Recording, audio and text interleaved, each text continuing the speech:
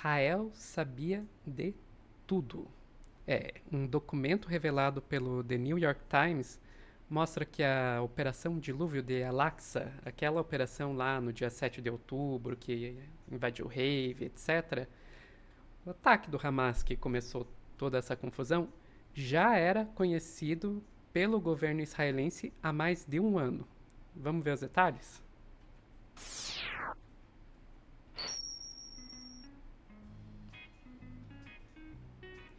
Pois é, não é teoria da conspiração. É um documento de mais de 40 páginas, revelado na íntegra pelo New York Times, chamado Muro de Jericó. Nesse documento mostra que, apesar de que eles não tinham uma data, tinha todos os detalhes do ataque que de fato aconteceu. E Israel ignorou isso por quê? Israel teria ignorado esse documento por achar que o Hamas não seria capaz de pôr em prática o plano. Vamos lá com informações da CNN.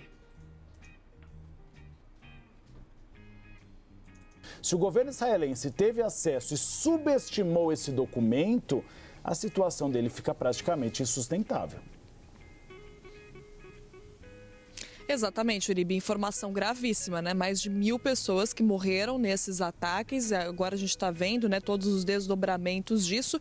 E aparentemente, segundo indica esse documento revelado pelo New York Times, os serviços de inteligência e o serviço militar de Israel sabiam desse ataque. Então, o New York Times publicou esse documento de 40 páginas que detalha exatamente como o Hamas cometeria esse ataque. Não diz uma data, mas descreve tudo exatamente como aconteceu no dia 7 de outubro. Então, descreve os drones destruindo as câmeras de segurança, descreve os integrantes do Hamas chegando a pé, chegando de moto, chegando com paragliders, com paraquedas, descreve tudo como a gente viu que Pô, isso aí é uma loucura, né? As imagens, quando você vê as imagens dos caras chegando de paraglider no ataque, realmente é uma coisa que você vê o plano e fica pensando, será que isso é possível mesmo? Pois é, foi. Aconteceu no dia 7 de outubro. O New York Times teve acesso a e-mails, troca de e-mails, documentos que mostram, então, as autoridades de Israel conversando sobre esse documento, inclusive um e-mail de julho em que uma analista sênior, uma analista veterana do Serviço de Inteligência de Israel, alerta para um dia com movimentos atípicos do Hamas, para um dia em que o Hamas fez exercícios muito parecidos com o que estavam detalhados nesses documentos. Mas aí uma outra autoridade responsável por supervisionar ali a área de Gaza, disse que não havia nada com o que se preocupar. Não havia nada com o que se preocupar. Esse nada com o que se preocupar resultou aí em mais de 1.000 mortes, né? Em um único dia. Então, foi aí um erro fatal, infelizmente, para muita gente subestimar a capacidade do Hamas. Mas a gente viu ali, eles falaram de que esse documento já teria aí mais de um ano, né, antes de fato rolar o ataque, e sem data. Então você pode dizer,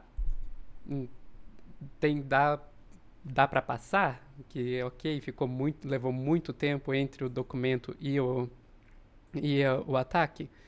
Na verdade não, vamos lá para Band News FM, que eles vão nos contar que houve um aviso mais próximo do dia do ataque. Apenas 3 meses antes dos ataques em julho, uma analista veterana da unidade 8200, uma das agências de inteligência de sinais, avisou que o Hamas tinha conduzido um treinamento intenso com a duração de um dia inteiro que parecia semelhante ao que estava descrito nesse projeto. Mas um coronel da divisão de Gaza ignorou as preocupações, de acordo com e-mails vistos pelo The New York Times. Ele escreve: refuto totalmente que o cenário seja imaginário. A analista escreveu nas trocas de e-mail. O exercício do Hamas, disse, correspondia totalmente ao conteúdo do Muro de Jericó. É um plano concebido para iniciar uma guerra, ela acrescentou. Não é apenas um ataque a uma aldeia. As autoridades admitem em privado que se os militares tivessem levado a sério esses avisos, redirecionado reforços significativos para o sul, onde o Hamas atacou, Israel poderia ter atenuado os ataques ou possivelmente até evitado. Em vez disso, os militares israelenses não estavam preparados enquanto os terroristas saíam da faixa de Gaza. Foi o dia mais mortal da história de Israel. Então você vê aí, né, os próprios militares aí de Israel admitindo, ok, se a gente tivesse levado a sério, a gente poderia ter atenuado ou até evitado o ataque.